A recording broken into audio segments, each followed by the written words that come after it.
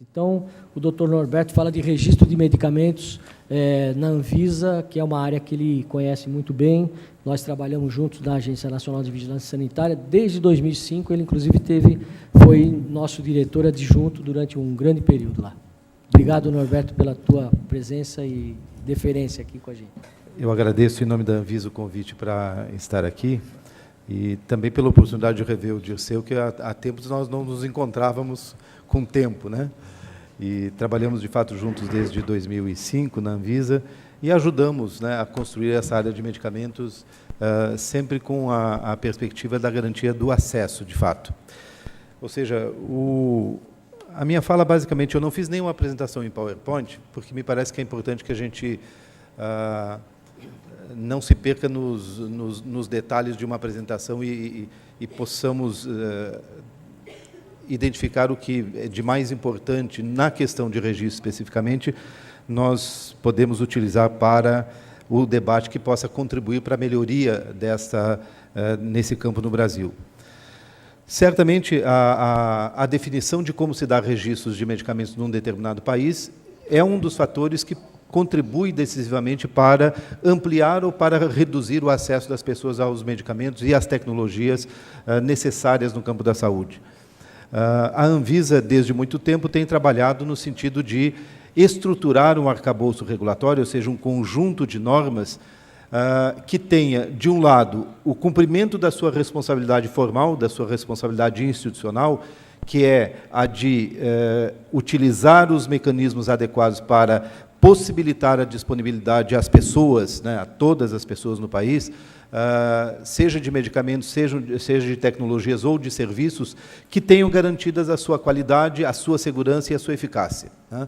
Então, o arcabouço regulatório, o conjunto de normas sanitárias, tem esta função, e é uma função do Estado em defesa do interesse do conjunto das pessoas, né? Isso de um lado. E de outro, compatibilizar esses aspectos técnicos referentes às normas a serem observadas para registro e disponibilização de uma determinada tecnologia, entre elas os medicamentos, às pessoas, mas na perspectiva não de impedir o acesso das pessoas a essas tecnologias, a esses medicamentos, mas ampliar esse acesso, mas um acesso qualificado, um acesso com segurança, com qualidade e de produtos e serviços que sejam eficazes, eficientes no caso de serviços. E a Anvisa tem trabalhado muito nesses últimos anos para aprimorar o seu marco regulatório. Hoje nós temos uma situação importante no cenário mundial, ou seja, nós todos ajudamos a construir nesses últimos anos um conjunto de normativos que estão par e passo com os normativos das autoridades regulatórias reconhecidas no cenário internacional. Ou seja, a Anvisa hoje tem um conjunto de diretrizes, um conjunto de normas que está adequado ao conjunto das normas no cenário internacional.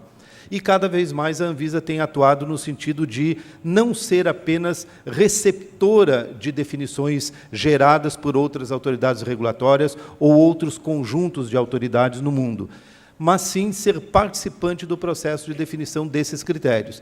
Ou seja, hoje a autoridade regulatória brasileira tem o reconhecimento mundial e tem participado dos fóruns internacionais onde são, se não decididos, apontados os caminhos da regulação sanitária no mundo. Muito particularmente na medida em que o nosso entendimento é de que nós não regulamos para as nossas populações, a gente regula para o mundo. Ou seja, a autoridade regulatória nos Estados Unidos regula para o acesso de produtos e tecnologias no seu país, mas também acaba regulando ou gerando impactos em termos sanitários dos seus produtos ou dos seus serviços que são colocados à disposição de outras populações. E a Anvisa está também nesse patamar. E, claro que, na medida da evolução do conhecimento científico, do melhor conhecimento científico disponível, a autoridade regulatória tem que manter-se atualizada frente a essas informações e aos estudos que, porventura, estejam disponíveis para analisar se essas definições ou esses estudos são compatíveis ou eles demandam alterações do nosso normativo regulatório, muito particularmente no que diz respeito a medicamentos nesse caso. E a Anvisa tem tratado de gerar não só essas interfaces, não só a estruturação dos seus mecanismos regulatórios, mas estar atenta às fronteiras do conhecimento para que os melhores conhecimentos científicos disponíveis nas diferentes áreas sejam internalizados no processo de trabalho da agência e no processo de construção ou de revisão das suas normas, né? E, certamente, essas normas com impacto positivo sob o ponto de vista da regulação sanitária. No entanto, nós também entendemos, né, e isso já foi uma discussão que, quando o Dirceu Raposo esteve à frente da Anvisa, se teve profundamente, não é possível que a Anvisa permaneça numa posição de espectadora da realidade do país, né, e de espectadora ou permaneça numa posição passiva de aguardar que determinados desenvolvimentos de tecnologia que são interessantes, importantes para o país, que estão adequadas aos melhores conhecimentos científicos disponíveis, sejam internalizados no país para que depois a autoridade regulatória emita um parecer sobre um registro ou não de um determinado produto. E a Anvisa tem atuado, nesses últimos anos, a partir de uma decisão política, atuado no sentido de sair dos seus próprios muros e interagir mais precocemente, por exemplo, com os grupos de pesquisa clínica, com as empresas produtoras de medicamentos que estão ou desenvolvendo ou internalizando tecnologias de interesse para o país. E qual a forma que a Anvisa adotou para ter essa ação proativa? Foi de elaborar aí um conjunto de normas, hoje já existentes, que possibilitassem um grupo representativo das suas diferentes áreas técnicas, gerar essas interfaces positivas com aqueles que estão, aquelas empresas, aqueles institutos ou os centros de pesquisa que estão envolvidos no processo de internalização de tecnologias de interesse para o sistema de saúde do Brasil. E nós criamos os chamados comitês regulatórios, técnico-regulatórios, que hoje acompanham aproximadamente 63 iniciativas de internalização de tecnologias de interesse do Sistema Único de Saúde do Brasil. Boa parte dessas 63 iniciativas tem a ver com medicamentos para o tratamento do câncer, muito particularmente medicamentos biológicos ou de base biotecnológica. E esta experiência da Anvisa tem gerado alguns produtos importantes, né, que alguns chamariam subprodutos, eu chamo de produtos. Primeiro, nós conseguimos, com as experiências que nós iniciamos em 2005, quando o Dirceu estava lá na Anvisa, acompanhando processos de internalização de tecnologias, nós conseguimos reduzir o tempo regulatório, ou seja, o tempo necessário para que a Anvisa tomasse decisões a respeito de um registro de um medicamento, e, portanto, uma redução de custos para a internalização desses produtos, e, portanto, também redução dos tempos para que as pessoas tivessem acesso a essas tecnologias, da ordem de 56%. Ou seja, interagindo mais precocemente, nós conseguimos acompanhar o desenvolvimento das tecnologias, conseguimos intervir positivamente para evitar que problemas sanitários ou regulatórios acontecessem, e, com isso, fomos internalizando as informações, o que gerou uma maior rapidez, não apenas no processo de efetiva internalização dessa tecnologia e da sua produção, mas internalização na Anvisa das informações que geraram a tomada de decisão pelo registro de um determinado produto, por exemplo, muito particularmente produtos biológicos. E reduzimos esse tempo em 56% aproximadamente. Essa experiência que nós tivemos a partir de 2005, basicamente com transferência de tecnologia para um instituto público que trata com medicamentos biológicos, foi expandida nesse momento para outras iniciativas de desenvolvimento ou internalização de tecnologias. E a Anvisa tem participado de forma decisiva no estabelecimento de plataformas tecnológicas, na internalização das informações e na maior agilidade para a tomada de decisão em relação aos processos de registro.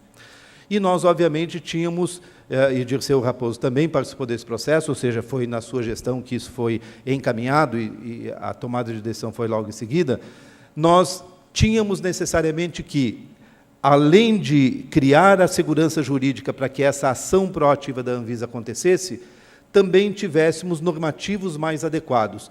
Ora, Na área do tratamento do câncer, por exemplo, nós sabemos que a amplitude é cada vez maior da utilização de medicamentos de base biotecnológica ou de produtos biológicos. Para a próxima década, um grande percentual dos tratamentos serão com esse tipo de medicamentos, e a nossa normativa tinha que ser uma normativa adequada e moderna.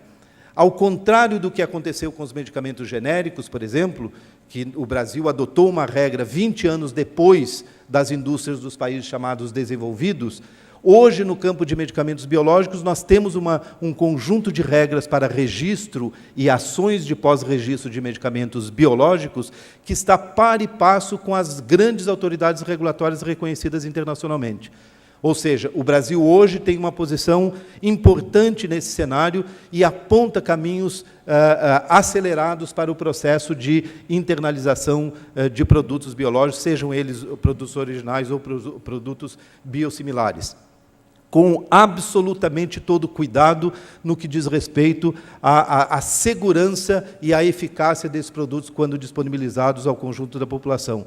E, antes disso, adotando mecanismos que estão à disposição de todos para serem discutidos, mas mecanismos que a Anvisa entendeu, junto com as sociedades médicas, junto com os representantes da sociedade civil organizada, um conjunto de normas que tem absoluto cuidado, por exemplo, com a definição de protocolos de pesquisa clínica que poderão ser base para registro de medicamentos. E nós temos tido uma ação intensa no campo da pesquisa clínica de medicamentos para o tratamento do câncer, e isso tem gerado um aprimoramento importante, não apenas do corpo técnico da Anvisa, mas das posições que a Anvisa tem levado para o cenário internacional, e as nossas ações têm sido reconhecidas como ações de ponta neste cenário regulatório sanitário no mundo.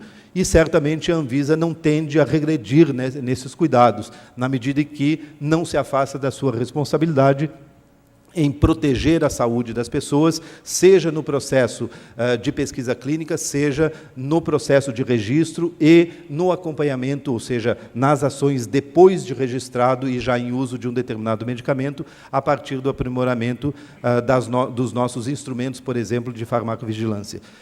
Me parece que hoje, no campo do registro dos medicamentos, nós temos, e aí concluindo, absoluto compromisso da Anvisa com a segurança, com a eficácia e com a qualidade, não só dos produtos, mas dos processos que levam ao registro de um determinado produto, e temos absoluta responsabilidade com ampliar a capacidade de acesso das pessoas no Brasil a medicamentos de interesse do sistema de saúde que o país defina. Muitíssimo obrigado.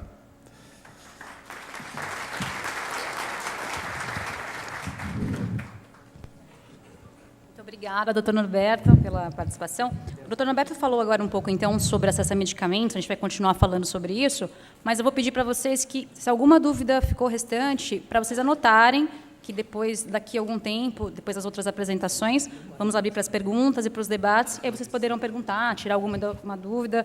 A gente sabe que esse assunto é um dos mais sensíveis na saúde do país, né? Acesso à medicação, acesso aos medicamentos. Então, qualquer dúvida, anotem que daqui a pouco vocês vão poder perguntar. Tá? Vamos continuar, então. Agora, quem vai falar com a gente é o doutor Vicente Odoni Filho. Por favor, doutor Vicente. Boa tarde a todos. Muito obrigado por esse convite, aos organizadores, à Abrale, essa discussão tão importante que aqui está sendo levada a efeito. Eu vou mudar um bocadinho o título que se colocou na minha apresentação dentro do programa. Na verdade, ela quer dizer a mesma coisa, mas eu vou restringi-la à área do câncer pediátrico, que é a área que nós trabalhamos decididamente. O que eu vou colocar, eu vou fazer uma descrição, uma viagem sobre como os médicos, como os oncologistas da linha de frente se comportam nessa situação de utilização de novos medicamentos, utilização de novos recursos, reconhecimento de recursos verdadeiramente úteis, utilização de tratamentos padronizados, como que nós atuamos dentro desse conceito, desse contexto, quais são as nossas angústias, expectativas, sem entrar em nenhum sentido crítico nessa situação e deixando isso para depois, para as discussões que serão feitas posteriormente. paciente. Então, lembrando, em primeiro lugar, que a oncologia pediátrica é uma das áreas da medicina que mais evoluiu ao longo do tempo, dos últimos tempos. Certamente, eu diria, sem medo de errar, uma das áreas do conhecimento humano que mais progrediu. E o reflexo disso é que, hoje em dia, nós temos uma perspectiva de sobrevida prolongada em até 10 anos, como vocês podem ver nessa imagem aqui, em dados mais recentes, né, 10 anos após o diagnóstico, cerca de 70% a 75% das pessoas, já em 1985, podiam sobreviver com câncer pediátrico. Isso transforma, isso mostra que número formidável de crianças, ao mesmo tempo, vem se acumulando em recebendo tratamentos oncológicos sofisticados, caros, complexos.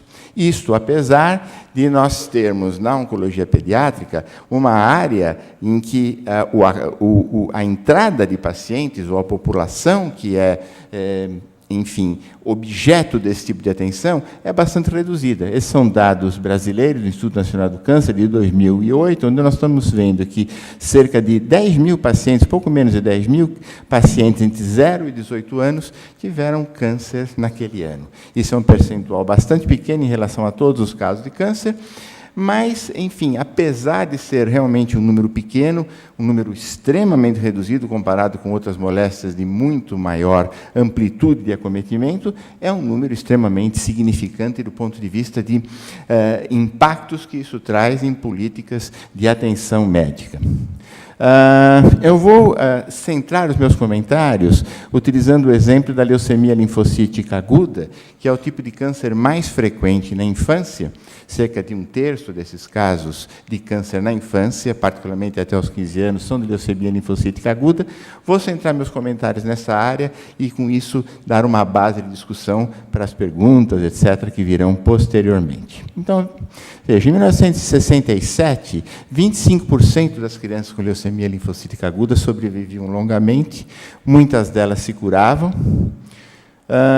No final dos anos 90, esse número subiu para 80%, e nos tempos atuais nós podemos celebrar até índices próximos a 90% para as variedades mais favoráveis de leucemia linfocítica aguda, o que é um número extremamente expressivo.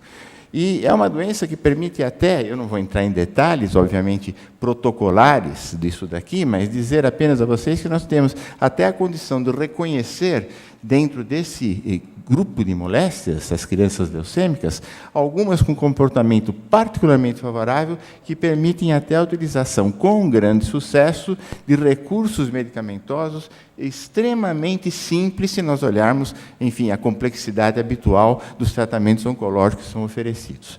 Então, essa possibilidade existe. Todavia, essa coisa toda foi construída ao longo de alguns anos, não de muitos anos. Começou em 1948, com o surgimento da aminopterina, do Dr. Sidney Farber, os primeiros resultados de controle transitório, bem da verdade, mas controle de leucemia. Depois tivemos a adição dos esteroides, e nessa linha do tempo, todas as outras drogas, enfim, que fazem parte daquilo que nós podemos chamar de um tratamento clássico de leucemia linfocítica aguda. Então, um paciente que se apresenta com uma LLA, aqui no Brasil, uma criança, tem acesso a esses recursos de uma maneira extremamente estruturada em todos os cantos do nosso país. A oncologia pediátrica tem uma vantagem adicional ainda, porque os oncologistas pediátricos se reuniram em programas cooperativos que fazem com que boa parte das crianças portadoras de neoplasia sejam tratadas de uma maneira uniforme no nosso país. Em termos de LLA, por exemplo, estimamos que cerca de 30% a 35% das crianças brasileiras sejam tratadas de uma maneira uniforme. Isso é uma coisa extremamente útil. Um elenco de drogas, então, relativamente pequeno, é responsável por esses índices que eu dei para vocês, que eu mostrei para vocês anteriormente. Agora, o nosso grande problema é quando nós lidamos com as formas mais graves, os grupos refratários e grupos recidivados, que são fundamentalmente objetos do emprego de novos medicamentos e novos recursos. é aí que nós vamos concentrar um pouco as nossas aflições, digamos assim. Esse não é um número desprezível. Se nós falarmos em termos de leucemia linfocítica aguda, nós estamos falando em um universo, provavelmente ao redor de 25% a 30% de todas as crianças com esse diagnóstico. Vejam bem, a escala natural de desenvolvimento de uma droga está aqui colocada, desde os seus testes pré-clínicos até estudos fase 1, fase 2, fase 3, e aqui os tempos habituais em que essa coisa evolui, enfim, até nós chegarmos a uma situação em que os agentes são colocados em pleno uso, em uso comercial, digamos assim. Esse tempo tem sido, ao longo do tempo, tremendamente abreviado. Entende-se o porquê dessa diminuição? É aquela ansiedade de você buscar novos recursos, novos meios para tratar pacientes que ainda não podem ser muito bem atendidos. Isso tem inúmeros problemas, muitas vezes colateralidades não reconhecidas em tempos relativamente curtos de estudo, vêm a ser manifestadas tempos e tempos depois, provocando modificações adicionais, em um momento em que nós achamos até que possamos ter encontrado alguma coisa consagrada para o tratamento de tal ou qual moléstia. Então, esse é um ponto importante. Quando nós falamos em leucemia linfocítica aguda também e dizemos de recidivas ou refratariedade, nós estamos fundamentalmente falando no emprego de transplantes de medula óssea em suas várias modalidades. Cada modalidade com sua complexidade. E aí, eu queria colocar para vocês, e aí é o ponto da nossa grande angústia, talvez. Nós temos hoje em dia uma regulamentação que é recente, de 28 de abril do ano passado, uma lei federal do número 12.401, que impõe, enfim, regras bastante claras para as possibilidades de utilização de medicamentos em termos de serviços de natureza pública. E aqui eu estou colocando uma série de medicamentos importantes justamente para o uso daqueles pacientes com leucemias refratárias, leucemias recidivadas, que vão a transplante, enfim, que não evoluem favoravelmente, medicamentos esses que têm de ser utilizados em condições ideais, digamos assim, para o manuseio dessas crianças, e considerando todas as modalidades de transplantes que nós possamos empregar, desde aqueles transplantes onde nós temos um irmão doador compatível, que são os mais simples, até transplantes em que nós utilizamos cordões ou outras modalidades desse tipo. E aí vocês vejam aqui, por exemplo, que uma série dessas drogas, que são aqui colocadas em vermelho, elas não têm possibilidade legal de utilização em serviços públicos. E isso impõe uma série de dificuldades, enfim, em termos do manuseio dessas crianças. Eu vou exemplificar isso daqui com um caso retirado na nossa série de uma criança, sexo feminino, de 18 meses, com uma leucemia linfocítica aguda, teve sua primeira recidiva hematológica e foi refratária desde esse momento. E também não tinha um irmão doador compatível para o transplante. O transplante para essa criança foi feito, ou seria feito, a partir de um cordão, utilizado de banco de cordão. Vocês vejam aqui. Essa criança, quando recidivou, ela tomou 3 esquemas reindutórios sucessivamente administrados, todos eles com drogas convencionais.